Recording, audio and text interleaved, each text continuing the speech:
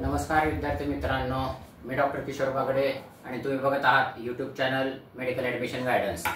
मागच्या व्हिडिओमध्ये आपण बघितलं आहे की नीट परीक्षा झाल्यानंतर आपल्याला काय काय करायचे ढोबळमानाने बघितलेलं आहे। त्यानंतर आता तुमची नीट परीक्षा झालेली आहे आणि आता तुमचा नीटचा रिझल्ट लागेपर्यंत तुमचं महत्त्वाचं काम काय आहे हे लक्षात घ्या। कारण तुम्हाला ऍडमिशन घेताना कशाची गरज लागणार आहे तर कागदपत्रांची, डॉक्युमेंट्सची। तर ते डॉक्युमेंट्स कसे कसे पाहिजेत आणि कसे कसे आपल्याला पाहिजेत ते ह्या व्हिडिओमध्ये सांगणार आहे आणि ते नीट तुम्ही ऐकून घ्या। कारण आता तुमच्या हातामध्ये फक्त 1 महिना आहे। तुमचा रिझल्ट साधारणपणे 14 जूनला लागणार आहे, म्हणजे आपल्याकडे 1 महिना आहे। ह्या 1 महिन्यामध्ये तुम्ही हे सगळे डॉक्युमेंट्स तयार करायचे आहेत, तुम्ही आणि तुमच्या पालकांनी।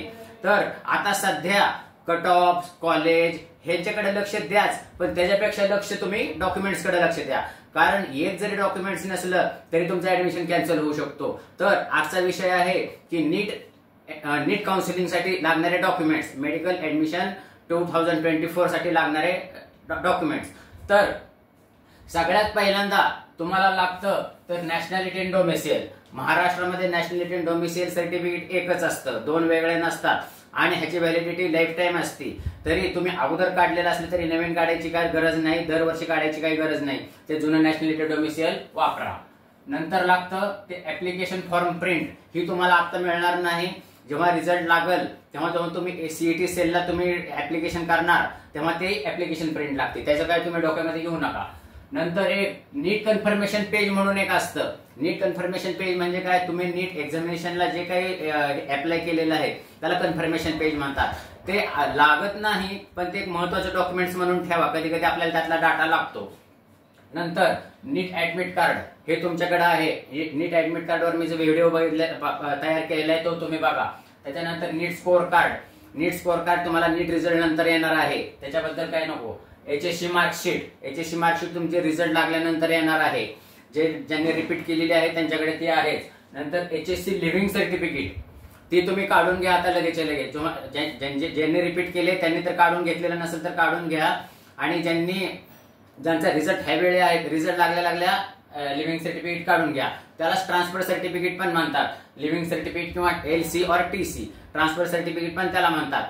किंवा काही मुलांनी काय केलेलं असतं, तात्पुरतं 1 वर्षासाठी बी फार्मसीला ऍडमिशन घेतलेलं असतं, BSc ला ऍडमिशन घेतलेलं असतं, तर त्यांचं पण लिव्हिंग सर्टिफिकेट लागतं। त्या कॉलेजचं लिव्हिंग सर्टिफिकेट चालतं, तसं काही नाही। म्हणजे LC आणि TC ही टर्मिनॉलॉजी एकच आहे। त्याच्यानंतर SSC सर्टिफिकेट लागतं, SSC मार्कशीट लागत नाही। SSC सर्टिफिकेट कशासाठी लागतं, बर्थ ऑफ डेट त्याच्यासाठी लागतं। आणि जर समजा तुमच्याकडून SSC सर्टिफिकेट हरवलं असेल तरी काही प्रॉब्लेम नाही, तुम्हाला नगरपालिकेचा जन्माचा दाखला सुद्धा चालू शकतो, तुमचा पासपोर्ट सुद्धा चालू शकतो। ते फक्त बर्थ डेट साठी ते ग्राह्य धरलं जातं।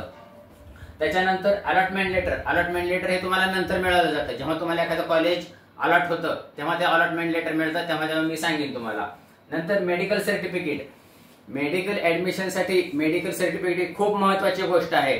आणि आतापर्यंत तुम्ही मेडिकल सर्टिफिकेट बघितले, दिस इज टू सर्टिफाय दॅट दिस असं डॉक्टरांनी लिहून दिलेलं असतं, तर तसं मेडिकल सर्टिफिकेट चालत नाही। एका विशिष्ट फॉर्मॅटमध्ये मेडिकल सर्टिफिकेट असते। मेडिकल सर्टिफिकेटवर मी स्वतंत्र व्हिडिओ बनवणार आहे, एक 3-4 मिनिटाचा, तो तुम्ही बघा। Let us connect with me. त्याच्यानंतर आधार कार्डची झेरॉक्स लागते, ती तुमच्याकडे असेलच। जर समजा आधार कार्डचं काय अपडेट करायचं असेल तर लवकरात लवकर अपडेट करून घ्या। फोटो, जन्मतारीख, तुमचं नाव, स्पेलिंग वगैरे लगेच अपडेट करून घ्या। त्याच्यानंतर पॅन कार्ड लागतं। स्टुडंट, फादर आणि मदर तिघांचं पण पॅन कार्ड लागतं, झेरॉक्स कॉपी। तरी ज्यांच्याकडे नसेल त्यांनी काढून ठेवा किंवा अपडेट करून ठेवा। त्याच्यानंतर तुम्हाला फोटो लागतात, साधारणपणे 12 कॉपीज लागतात, पण मी 15 कॉपीज लिहिले, तरी 15 कॉपीज काढून ठेवा, जे फोटो तुम्ही नीट ऍप्लिकेशन फॉर्मला दिलेले आहेत ते। हे डॉक्युमेंट झाले कंपल्सरी टू ऑल, म्हणजे सगळ्या स्टुडंटला कंपल्सरी हे डॉक्युमेंट लागणार आहेत। आता आपण कॅटेगरी स्टुडंटसाठी काय काय डॉक्युमेंट लागतात ते बघू। ह्याच्यासाठी कास्ट सर्टिफिकेट, कास्ट व्हॅलिडिटी हे कंपल्सरी सगळ्यांना लागतं। कास्ट सर्टिफिकेट आणि कास्ट व्हॅलिडिटी सर्टिफिकेट ते नसेल तर तो लवकरात लवकर काढून घ्या। नंतर नॉन क्रिमिलियर सर्टिफिकेट, म्हणजे नॉन क्रिमिलियर म्हणजे 8 लाखापेक्षा खाली उत्पन्न असलेलं कन्फर्मेशन, असं म्हणते नॉन क्रिमिलियर। ते SC आणि ST कॅन्डिडेटला लागत नाही, SC आणि ST कॅन्डिडेट सोडून सगळ्यांना लागतं। आणि हे नॉन क्रिमिनल सर्टिफिकेट असेल तरच तुम्हाला तुमच्या कॅटेगरीमधून ऍडमिशन मिळतं, नाहीतर ऍडमिशन कॅन्सल होतं, एवढं लक्षात घ्या. ह्यांची व्हॅलिडिटी ही 3 वर्षाची असती, तरी सगळ्यात खाली लिहिलेलं असतं this certificate is valid up to this. जास्तीत जास्त तुमचं सर्टिफिकेट 31 मार्च 2025 पर्यंत व्हॅलिडिटी पाहिजे, एवढं लक्षात घ्या. त्याच्या पुढची असली तरी चालते. नंतर ईडब्ल्यूएस सर्टिफिकेट 2 प्रकारचे असतात, स्टेट ईडब्ल्यूएस आणि सेंट्रल ईडब्ल्यूएस. ईडब्ल्यूएस सर्टिफिकेट बद्दल मी स्वतंत्र व्हिडिओ बनवणार आहे 3-4 मिनिटाचा, म्हणजे स्टेट ईडब्ल्यूएस म्हणजे काय आणि सेंट्रल ईडब्ल्यूएस म्हणजे काय, तर नंतर तुम्ही तो व्हिडिओ पहा. त्याच्यानंतर इन्कम सर्टिफिकेट 1 वर्षाचं सगळ्यांना कंपल्सरी आहे, सगळ्या कॅटेगरीचा, कारण ह्यांचं उत्पन्न 8 लाखाच्या वरती नाही किंवा 8 लाखाच्या खाली आहे. ह्याच्यासाठी हे इन्कम सर्टिफिकेट सर्वात महत्वाचं आहे, ते तहसील कार्यालयातून मिळतं, ते काढून ठेवा. आता हे झाले कंपल्सरी टू ऑल, हे झाले कंपल्सरी टू कॅटेगरी. आणि आता ह्याच्या व्यतिरिक्त एक्स्ट्रा काय सर्टिफिकेट लागतात, कागदपत्र लागतात, त्याचा आपण गोषवारा घेऊ. एक्स्ट्रा म्हणजे गॅप, पहिल्यांदा म्हणजे गॅप सर्टिफिकेट.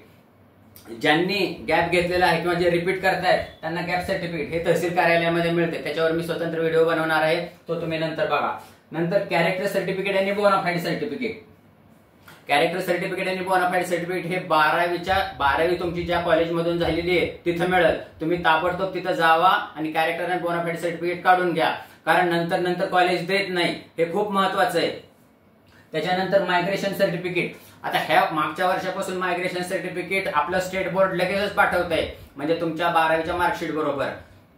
पण ज्यांना महाराष्ट्रामध्ये ऍडमिशन घ्यायचे आहे त्यांना मायग्रेशन सर्टिफिकेटची अजिबात गरज नाही. ज्यांना महाराष्ट्राबाहेर ऍडमिशन घ्यायचे आहे त्यांना मायग्रेशन सर्टिफिकेटची गरज लागते. म्हणजे कोण कर्नाटकामध्ये घेतं, कोण केरळमध्ये घेतं, कोण तेलंगणामध्ये घेतं, कोण गुजरातमध्ये घेतं, त्यांच्यासाठी मायग्रेशन सर्टिफिकेटची गरज आहे. आणि त्याच्यानंतर नेम चेंज किंवा स्पेलिंग चेंज ह्याच्यासाठी ऍफिडेव्हिट करावं लागतं. म्हणजे कोणाकोणाचं काय असतं, आधार कार्डवर एक स्पेलिंग, लिव्हिंग सर्टिफिकेटवर एक स्पेलिंग, बर्थ डेट बदललेली असते, असं काही ना काही चुका झालेल्या असतात, तर त्याच्यासाठी ऍफिडेव्हिट करावं लागतं. ते तहसील कार्यालयामधून करता येतं, ते तर तुम्ही ताबडतोब करून घ्या.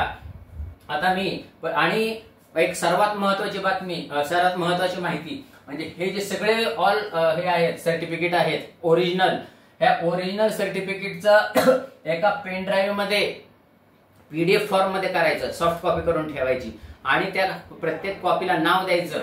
दिस is nationality certificate, this is application form, this is confirmation page, admit card, SSC certificate, HSC leaving certificate, SSC marksheet, असं नाव देऊन पेन ड्राईव्ह मध्ये तयार ठेवायचं. आणि ह्याची साईज किती पाहिजे, 500 KB in PDF format, all originals.